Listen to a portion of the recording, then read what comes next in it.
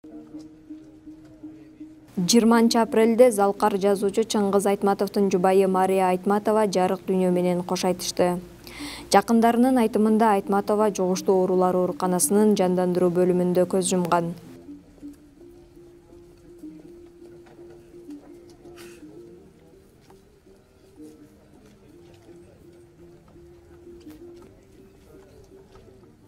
Маркумдун келини Сабира Айтматова 20 апрелде сүйүктүү апабыз Мария Урматовна жугуштуу оорулар ооруканасынын жандандыруу бөлүмүндө каза болду.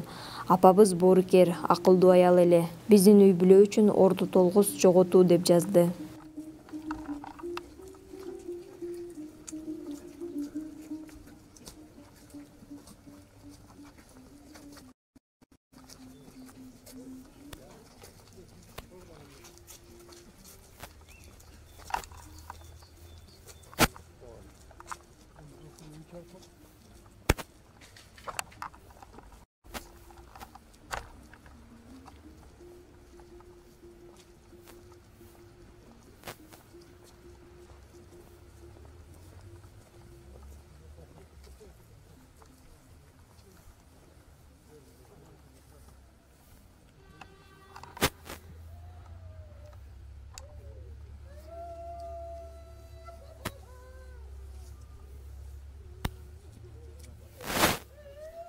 Залкар жазуучу Чыңгыз Айтматовдун жубайы Мария Айтматованы акыркы сапарга узатуу зыйнаты 21 апрелде өтүп, сөөгү Бишкектеги аларча көрүстөнүүнө жерге берилди.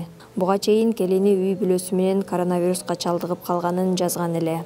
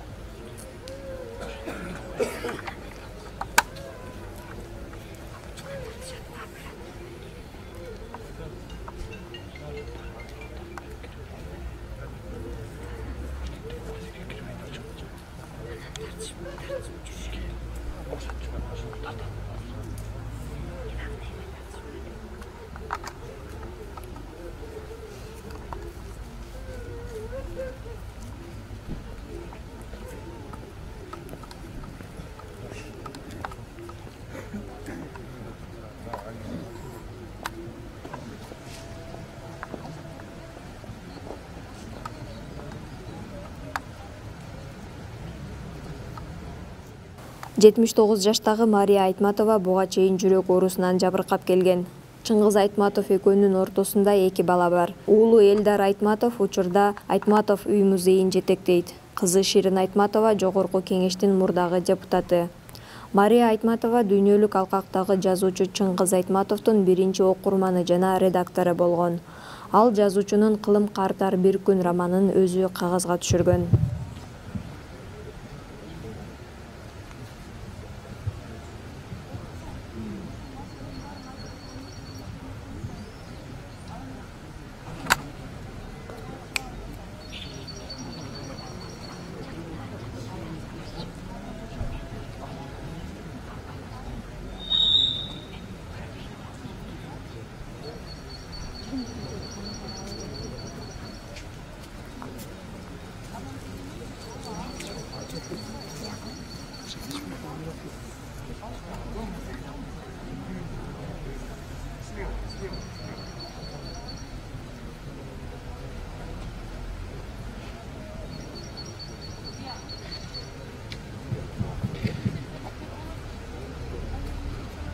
Şimdi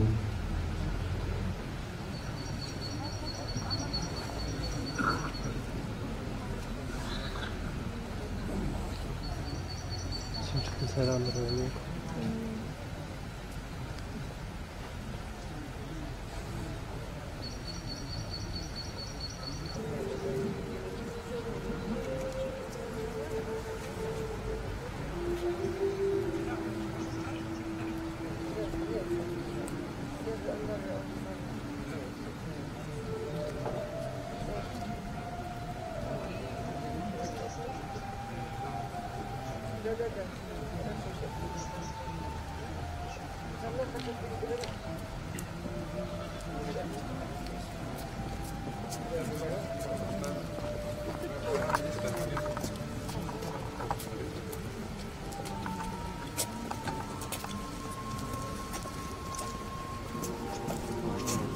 Маркумдун балдары социалдык тармактарда «Апа, неберелериңиз менен чогуу магнолия гүлү гүлдөдү. Баары үчүн сизге рахмат. Биз сизди дайыма эсте сактайбыз жана сүйөбүз» деп жазышты.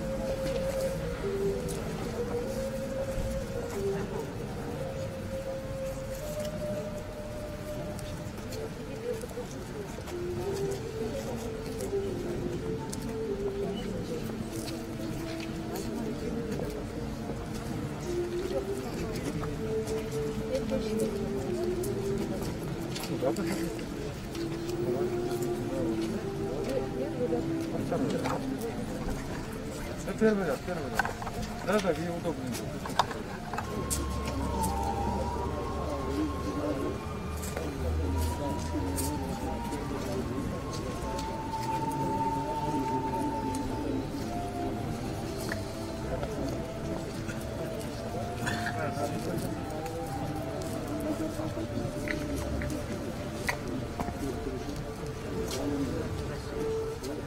Айтматова Мария Урматовна 1942 жылы 13 июлда Чүй облусунун Суу-Самыр өрөөнүндө туулган. Ал КССРдин кинематографтар союзуна караштуу киночулар үйүндө рецензер жана сценарист болгон. Бир катар кинолорго рецензия жазып, Чыңгыз Айтматовдун калемине таандык Ботогөз булак чыгармасынын негизинде кино тартуу учурунда режиссер Лариса Шипенконун башкы жардамчысы болгон. Ошондой эле Кожокул Нуралиев тарткан Маңкурт тасмасынын сценарийсин өзү жазган.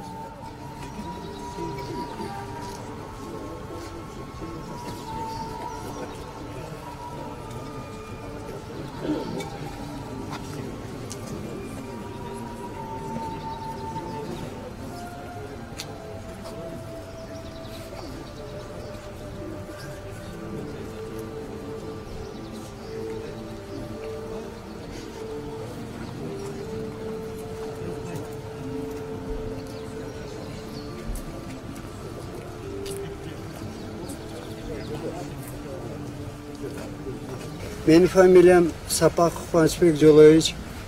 Dünya yüzündeki karmaşık oluşu Rukapashning Boy Federatsiyasının 22 yıldan beri төрағасымын.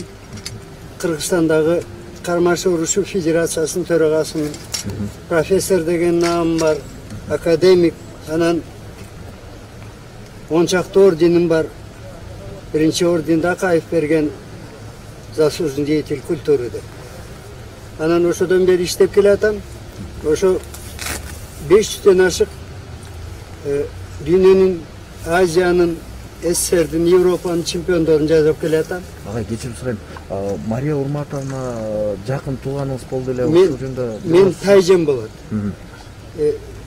Эң жакын тайжем Чыңгыз Төрөкулович мен бир тууган тайкем болот да. Аны ошон үчүн айткан бул Мария Урматовна болбосо чикен мындай чыкмаган эмес да, чынын айтайын да. Көп жеринен өзү билинч эмес. Үйдө хозяйка. Анан кийин кай жерде жүрсө чикемдин жанында жанагы метеорит сыяктуу жүргөн инсан эле да. Мынакей татынакай инсан төрөп берди. Экөө тең şimdi билесиз, депутат болуп,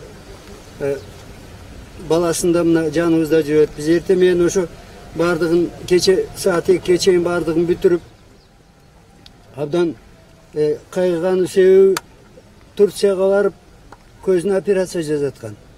Анан эми потенциальный жагы абдан күчтүү эле да жебиздин, тай жебиздин. Анан биякта ошо видимо тияктан эмне кылып туруп неправильно самолечение, пенициллин тигиндей антибиотик кылып, анан кийин күчөтүп берген экен да. Ошон үчүн эми эмне деп айтам? Мындай киши аз. Эми чикем өзү ааламдын кишиси болгондон кийин ааламдын кишиси менен жүрүш аял зат абдан кыйын да. Ошон үчүн мен сыймыктанам ошо тайжем ошондой күчтүү экен. Эми 79 жашка чыгып дүйнө салды. Эми жаткан жери жайлуу, топурагы торко болсун, иманы саламат болсун. Кыргыз элине даңктуу, керектүү инсандар төрөп берди. Биздин мен тайкелерим болот алар. Эми жыргап, мындан кийин ошол балдарына ширин менен кыздарына, неберелерине Кудай өмүр берип, элибиз тынччыкта бул президентибиз менен Кыргыз элинин дүйнө жүзүнө мен сыяктуу ошо тааныткан элдер силер менен кошо бирге болойлу. Дайыма мына азыр айтайын дегеним себеби кыргыз, мен кыргыз болгум келет деп мурун айтчу эле ошо элдер. Эмне үчүн мен кыргызга күйөөгө чыктым же болбосо тигиндей деп. Азыр наоборот кыргыз издеп атат. Себеби баатыр экен. Атлант менен Тынч океандын ортосун 16 кылым кармаган эл экен. Шолбергдин картасын көрөсүз. Мына ошондой. Ошо ааламды тааныткан биздин биринчи Манас, экинчи Чикем. Адамдык сапаттары кандай эле? Адамды эми казактын сөзү эмес, ал бул кыргыздын сөзү, керемет киши эле да. Эми биз келсек чайын берет, майын берет, жана каткан конфеттерин берет деп илгери кемпирлер айтчу эле. Мен чалмын да уже, 73-төмүн, анан ошон үчүн мен да сыйлачы жакшынакай кайны катарында. Анан будан айтып атпайм бу чикемдин ушундай жакшы именно Турский убагында ошо эжем жанында жүрдү да. Ушунда жеңелериңиз болобу? Мен тай жеңем болот. Тай жеңеңиз болот. Эми бул киши менен биз ушул Айтматовго никелешип келген күндөн бери карай тааныш болчубуз. Мунун адамгерчилиги жөнүндө азыркы митингде аябай баары айтып кетти. Анан биз эми бул Айтматовдор менен жекжаат болчубуз. Ушул жанагы Аскардын келинчеги биздин мен өкүл кызым болчу. Ошондуктан биз үй бүлөлүк катташ болчубуз. Келип кетип дегендей анда биз Карабалтада иштечүбүз. Анан тынбай келип кетип турчубуз. Анан эми мындай АКШ менен мен көп жерде болдук. ЮНЕСКОда болдук, Францияда болдук. Ошондо ушул кишилер менен катары жүрдүк. Мына азыр айтып кеткенде бул кишинин жөнөкөйлүгү, эстүүлүгү, ошол ул адамдын жары болгондугун эч качан бир мындай бир жаракка кетирбей аман эсен алып жүрдү. Ошол эми жалаң эле кыргыз элин эмес, бул киши көптөгөн Европа, Америкада ошол чикебиздин жары катары өзүнүн салмагы менен алып тарыхта калды десек болот. Анан биздикине да абдан көп келчи, балдар менен биз чакырып алып, аябай сүйлөшүп, анан чикебиз менен дагы ушундай биз аябай катташып, ысык жылуу жүрдүк аябай. Анан эми мындай карап отурсак, ушул үйгө биз аябай көп келчүбүз. Чыңгыз Төрөкулович Европадан келип калыптыр десе биз жетип келчүбүз. Ошол жерден баягы мындайча айтканда колдобарды алып, косубузду союп дегендей. Мына ушундай жакшы кишилер менен мен замандаш болгонума абдан Кудайга ыраазымын. Ушул кишинин эмеси менен айта берсе аябай сөз көп. Эми жеңебиздин жаткан жери жайлуу болсун, топурагы торко болсун. Алла Тааланын эми ушул бейишинен жолуккандай бололук. Баарыбыз ушундай киши эми ичибиз ачык экен. Мисалы ушул чикебиз өзү топуракка тиги дүйнөгө кетсе дагы балдарына анан ушул жеңебизге жүрөгүнүн жармысын таштап кеткен да. Мына ошо бүгүн жүрөгүнүн жармысын дагы узатып отурабыз. Ушулар келип мени тартып, мен ыраазымын. Себеби абдан айтып бере турган деле кишибиз. Эми ушундай болуп калды, ыраазы болгула силер дагы. Мария эжебиз баарыбызга жакын, белгилүү инсан болчу. Кыргыз Республикасынын президенти Садыр Нурматович Жапаров терең кайгысы менен көңүлүн балдарына, бир туугандарына айтып атат. Кече дагы ал киши билер замат өз көңүлүн интернет аркылуу жазып чыккан болчу. Бүгүн акай ошол кишинин атынан бизге келип бааңарга көңүл айтып турабыз. Как-то в жизни так бывает, что у великих людей бывают великие жены. И, видать, это правда, что Мария Урматовна сделала все возможное, чтобы творчество великого Артема Стрелковича Айтматова, чтобы оно свело, творило дальше. И поэтому сегодня всем нам очень трудно, когда мы теряем такого близкого, дорогого человека. Эден жаткан жери жайлуу болсун, топурагы торко болсун. Кош бол, эже. Меники сөздү элибиздин маданияттын министри Кайрат Мыналиевге берет. Урматтуу агайын туугандар, бүгүн Орду Толгус жоботу болуп отурат. Биздин улуу жазуучубуз, кыргыз элин дүйнөгө тааныткан улуу калемгерибиздин өмүрлүк жары Мария Урматовна мына капысынан ак кам оюн сунуп отурат. Мария Урматовна биринчи кезекте бул маданияттын кишиси, маданияттын өкүлү, Москвадагы бүткүл союздук кинематография институтунун сценаристтик бөлүмүн окуп келип, ушул кыргыз кинематографиясына эмгек кылган кишилердин бири. Бул киши алгачкы эле ушу Айтматовдун чыгармасы боюнча тартылган Боту көз булак көркөм фильминде режиссердун ассистенти болуп таанылган.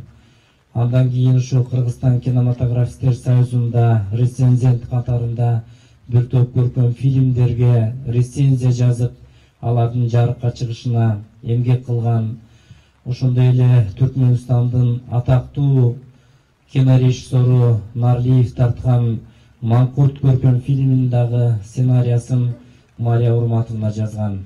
Ушундай чоң эмгектерди жасаган улуу жазуучубуздун чыгармаларын кагазга түшүрүүдө, машинкага басууда дагы бул киши жан шериги биринчи окурманы болгон Кылым картар бир күн романын толугу менен эже өз колу менен машинкага басканын билебиз.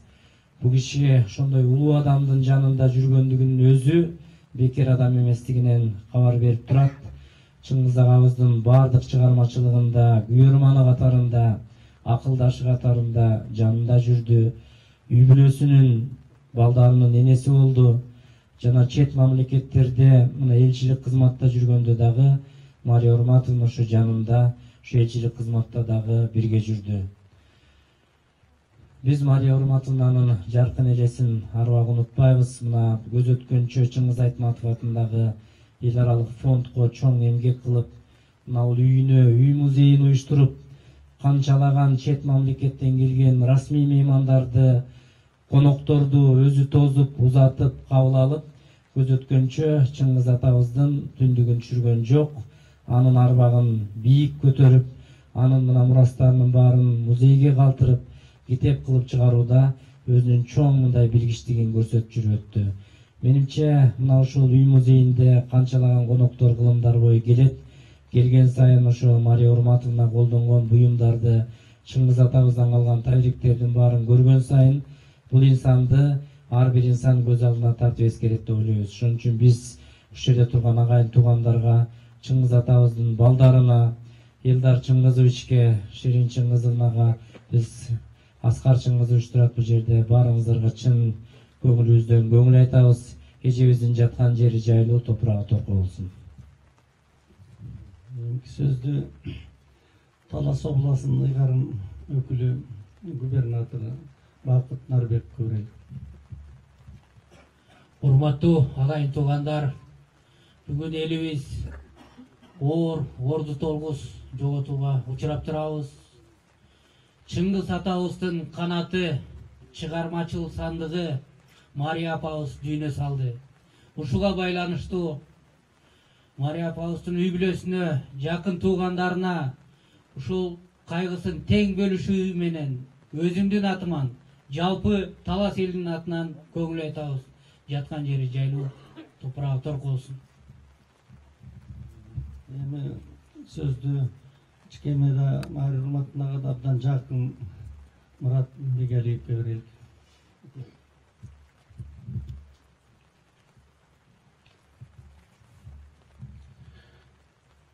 Кадырманга ылайык, ардактуу агайындар. Атын атаса буту сүйүнөт дейт, өзүңүздөргө белгилүү улуу жазуучу Чыңгыз Төреқуловичтин жубайы эжекебиз Мария Урматовна барса келгис сапарга кетип отурат. Эжекебиз кадимкидей эле өлүү күчтүү, ден соолугу чың, дагы да бир топ жыл жашай турган адам болчу. Мынакей пандемиянын аркасы менен карагылачы, кандай окуя болуп атат. Ажал деген ажал экен. Эжекебизди илгертен бери жакшы билчелем да. Мынакей Москвада Переделкино деген бир атактуу деревня бар, өзүңүздөргө белгилүү. Мына ошол жерде кошуна болуп бир нече жыл туруп калдык. Ошондо мен өз көзүм менен көрдүм эле. Чыңгыз Төреқулович экөөбүз түн ичинде иштейбиз, кошуна турабыз, бири-бирибизди карап терезеден сүйлөшүп чыгарма жазчу элек. Эртеси эртең менен Чыңгыз Төреқулович эртең мененки тамактан кийин сөзсүз баягы жазган нерселерин айтып, окуп берет. Аны болсо машинкага басып, эжекебиз son nerselerdi koşup alıp degендей мындайча айтканда жан дүйнөлөрү бир эле. Чыңгыз Төреқуловичке чоң жардамдарды берип, өзүнүн эмгеги менен көрүнгөн адам эле. Кыргыз үчүн чоң кызмат кылды. Азыр министрибиз аябай жакшы айтып өттү. Сонун сценарийлерди жазып, кинематографияга дагы, маданиятка дагы өз салымын кошкон эжекебиз эле. Адам керчилиги бийик, акыл десе акыл, өң десе өң, түс десе түс. Бардык жагынан келишкен жакшы адам эле. Мынакей кандай бир алдан эмедей сонун балдарды, кыздарды өстүрдү, чоңойтtu. Мынакей Элдар бүгүнкү күнү моминтип Чыңгыз Төреқулович менен эженин жоктотпой чоң эмгек кылып атат. Бул дагы эмне демекчибиз? Эжекебиз мынандай кылган эмгектери менен, өзүнүн кошкон салымдары менен кыргыз элинин элеси унутулбай калат, бардыгыбыздын жүрөгүбүздө сакталат. Эжекебиздин жаткан жери жайлуу, топурагы торко болсун, ыйманы саламат болсун. Сөздү эжеси Анара Бакиловага берелик. Канчалык кыйын болсо да өзүңүз билем. Бүгүн ушундай жоготуу болуп атат, эжекебиз кетип атат. Эжекенин арбагы кыргыз элине ыраазы болсун. Чыңгыз Төреқулович тизден эжекемди тосуп алып, балдар аман болсун, узак өмүр сүрсүн. Элдар, Ширинка, неберелер аман болуп, жакшылыктын үстүнө жүрүшсүн. Атасы менен апасынын арбагы колдоп, балдар аман эсен болсун. Кыргыз эли аман бололуп баарыбыз.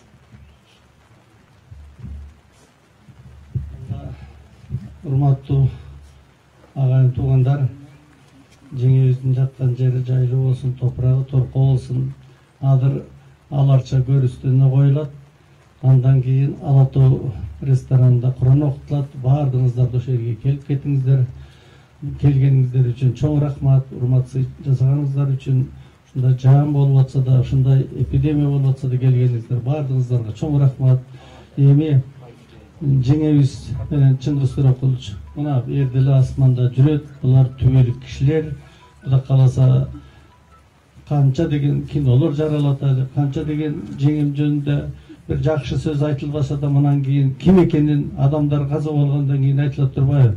Ичкенде мындай имараттарды курдуруп, ушуну баарын шарттын түзүп, музейди коюп, ичкен баскан турган баардыгына кабагым кашым дебей, ушинтип бир мындай үнүн чыгарбай, ичкеме ушундай өбөлгө болгон жеңебиздинге ыраазычылык билдирелик. Баардыгыңыздарга чоң рахмат. Ушу менен узатуу митингди жабыктап жиберелибиз. Анда Молдо аке, силерге жана сага туруңуздар. Анан кийин баардыгыңыздарга рахмат.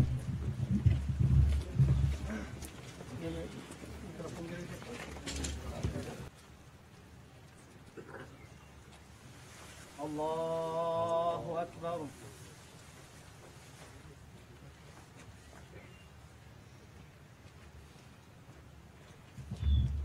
Allahu akbar.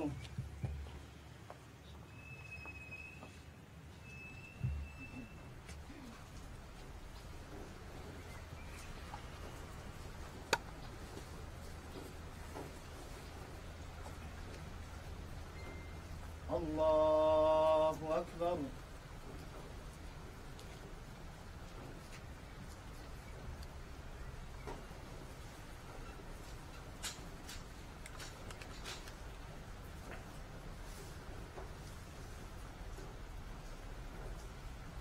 Allahu akbar. Assalamu alaikum wa rahmatullah. Assalamu alaikum wa rahmatullah. Estağfurullah. Bismillahirrahmanirrahim. Rabbana taqabbal minna innaka antas samiul alim wa tub alaina innaka antat tawwabur rahim. Rabbana la tuzigh qulubana ba'da idh hadaytana wa hab lana min ladunka rahmah innaka antal wahhab. ربنا فاغفر لنا ذنوبنا وكفر عنا سيئاتنا وتوفنا مع الأبرار ربنا آتنا في الدنيا حسنة وفي الآخرة حسنة وقنا عذاب النار برحمتك يا رب.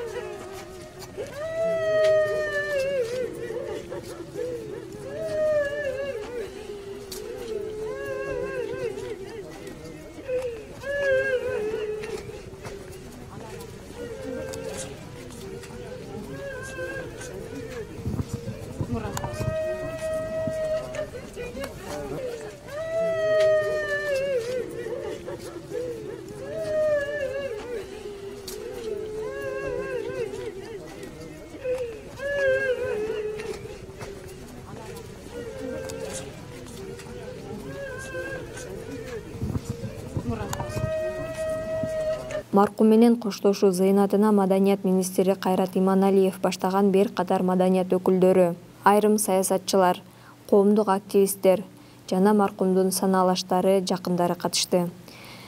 Супер ТВ жана Сереп медиа маалымат агенттигинин жалпы жамааты маркумдун жакындарына, туугандарына терең кайгыруу менен көңүл айтып, азасын тең бөлүшөт.